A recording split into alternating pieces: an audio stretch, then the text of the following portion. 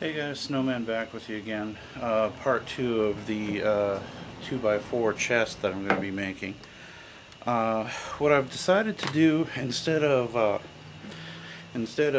ripping off an edge and trying to glue it back together and make a solid piece back out of parts, what I'm probably going to end up doing is just literally cutting out the entire inside and then fashioning some type of cap for it. So yeah, I won't be able to keep the radiuses of the original cut, so I'll just have to make some new ones on the router table, so no big deal. But what I've already gone and done is I've marked out where I want the corners to be, so the entire lid is going to have about a ½ inch wall, so it'll be very sturdy, last quite a while. What I've ended up doing though, and pull the camera off the stand here, is I've set up a Forstner bit in the drill press, and I've set up a fence that I'll be able to put the 2x4 against, so that I have a problem eyeballing where I want things to be. So this way, when I set it up properly, I'm going to be able to just put the 2x4 against the fence and know that the hole is going to be in the right spot. Now what I'm going to do is I'm going to go all the way through the 2x4 with the Forstner bit, so that that will mark off the radius on all four corners. At this point, haven't exactly figured out how I'm going to cut the rest of the wood out of the center. What I may do is use some hole saws to hog out some material, and then try and clean it up on the spindle sander, but don't know yet. So anyways, be right back.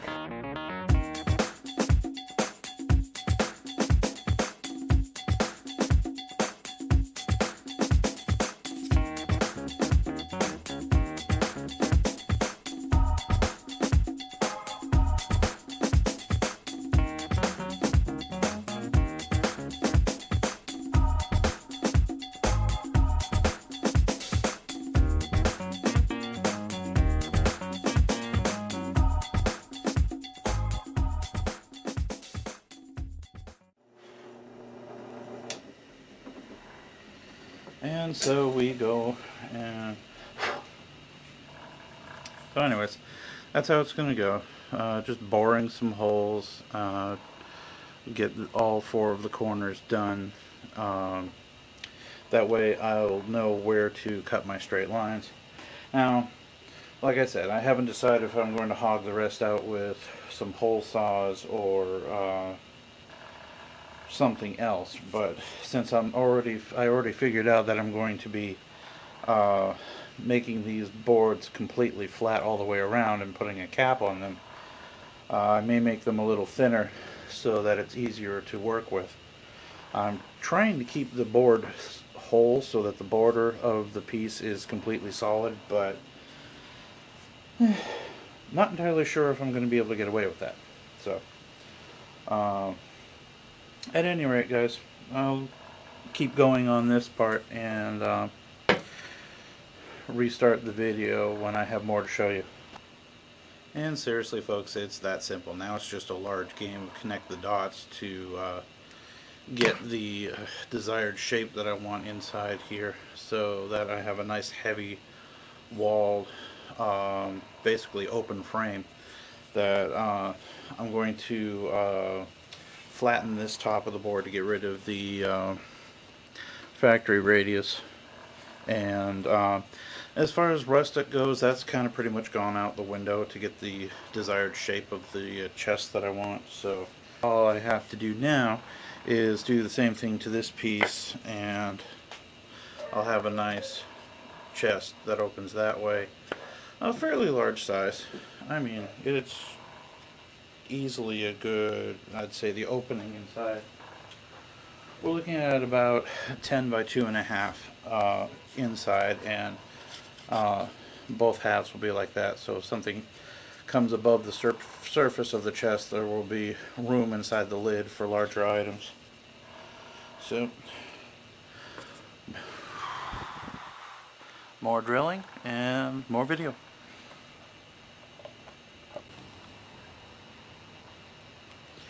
Well, in the further adventures of the novice woodworker, come to find out that my jig making needs some work. The holes did not come out exactly square. So what I had to do was go in with a couple of squares and find out where square actually is. Now this one, not so bad. This one, on the other hand, you can see that my holes were off by quite a bit. So that's what I'm going to be using the spindle sander for, is to clean all that up once I can cut the straight lines to hollow out the board.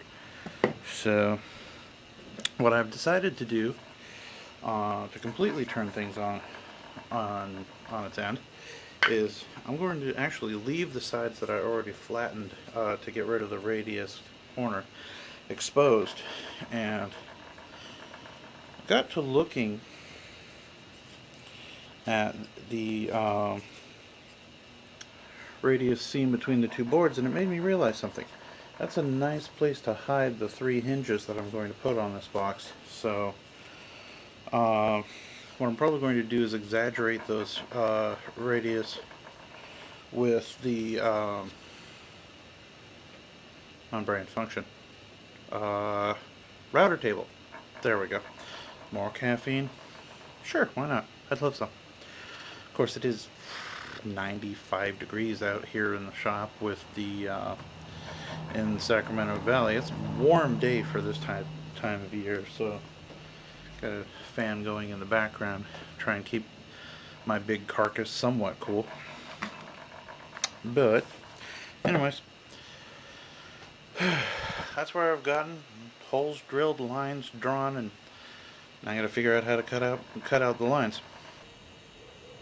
Well guys, I am beyond ecstatic here. Turns out that not only is the wood soft enough for the scroll saw to actually handle hollowing out the 2x4 exactly how I wanted it to, it did it rather quickly. So this is a whole new blank of wood cut out of the center of the 2x4 I can use for another project at another time. But that's only one down. Still have one to go, and I'll have the 2 halves of my chest. So once I get everything hollowed out and sanded and cleaned up the way I intend it to be, then I'll work on making a decorative scroll saw top. I'll probably go with some form of knotwork because that seems to be coming out really well right now. I'm not entirely sure of the design. I'll most likely end up freehanding a design like I did for my father's sign, and I'll show you some of that work as always. At this point, more of the same, and I'll show you the top when I picked it out. I have not decided if I'm going to go with a blonde or a dark wood. I think I might go with a dark wood for the contrast, but I'm not entirely sure how that'll look with everything else I have planned. So, well, even though I was tossing back and forth the whether I wanted to use the old fence board or not, I decided what I'm going to do is I'm going to stick with the cedar. This old nail hole is actually not a problem because I'm going to be cutting a very intricate knot pattern into it, and that will be this nail hole will be eliminated completely. What I'm going to do is I'm going to finish sanding the rest of the old gray patina wood off of this piece of cedar fence board and just use this natural color for this. I tend to get into ruts and keep doing the same thing over and over again, so I'm trying to keep myself from doing that. I've already cut this piece to size to cap off this 2x4 here, so that will give me the color contrast that I wanted, and I'm going to radius all 4 sides on the router table, and that'll give it a more clean look. So rustic has gone out the window, and finished is the order of the day. So still haven't decided what I'm going to do as a floor for the other half of the chest once I once I get it finished cut out. What I'll most likely do is use some either a 1/4 inch hobby ply or some 1/4 inch poplar as a floor for that, since it's going to be the base of it. I don't know. I haven't entirely decided yet. I may go with more of the cedar wood. Just haven't gotten that far. I know. Half-formed thoughts. Stop and start videos. Okay, so. Oops. Zoom. Okay, so far, I have both pieces, both of the 2x4s are cut to the width that I want and hollowed out. So that'll give me the top and bottom body of the chest itself. Now I am still undecided as to whether I want to use the cedar board as the cap to the lid, because it will open here. It's going to be a clamshell style box. So still undecided on what type of hardware I want to use for the hinges and the clasp, or the latch rather, and what to use as a base and feet and such. So it's like I've said so many times, it's a work in progress. But luckily, the hollowing out and making the 2x4s the right shape, I was really worried that was going to be too much to ask of the scroll saw, but I am so pleasantly surprised that actually worked. So I'm going to end this video here. I have parts so far, and I have an idea of where the box is going, but not exactly where. But know the drill, folks. More to come.